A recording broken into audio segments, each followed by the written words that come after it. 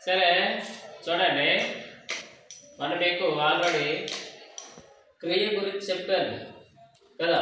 ఏమని చెప్పాను? క్రియ క్రియ ఎన్ని రకాలని చెప్పుకున్నాము? 2 రకాలు. అవేంటేంటి? సమాపక క్రియ, అసమాపక క్రియ. సమాపక క్రియ, అసమాపక క్రియ. అసమాపక క్రియ. మరి సమాపక క్రియ అంటే ఏంటి? పని పూర్తి అయ్యే. మరి అసమాపక క్రియ అంటే ఏంటి?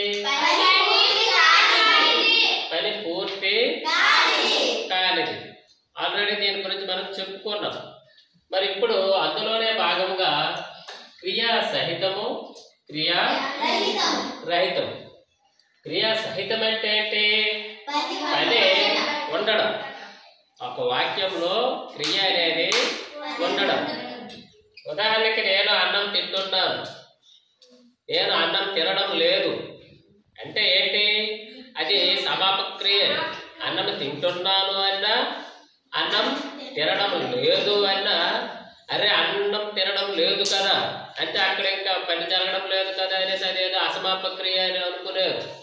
కానీ అన్నం తింటున్నాను అన్నా, అన్నం తినడం లేదు అన్నా సరే సమాపక క్రియ. అర్థమైందా? మరి అసమాపక క్రియ అంటే ఏంటి?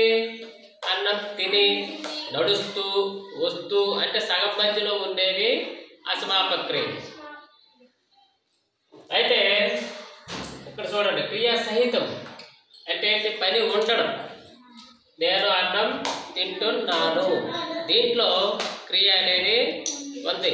అలా ఉన్నట్లయితే దాన్ని క్రియా సహితమని, క్రియా రహితం. క్రియ అనేది లేకపోతే క్రియా రహితము అని అంటారు.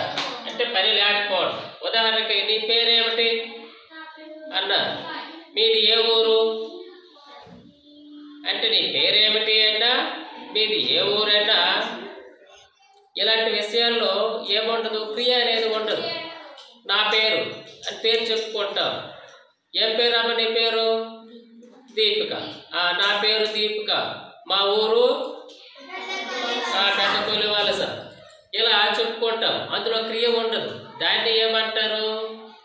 క్రియ రహిత వాక్యాలు అని అంటారు. అర్థమైందా? క్రియా సహితము, క్రియా రహితము.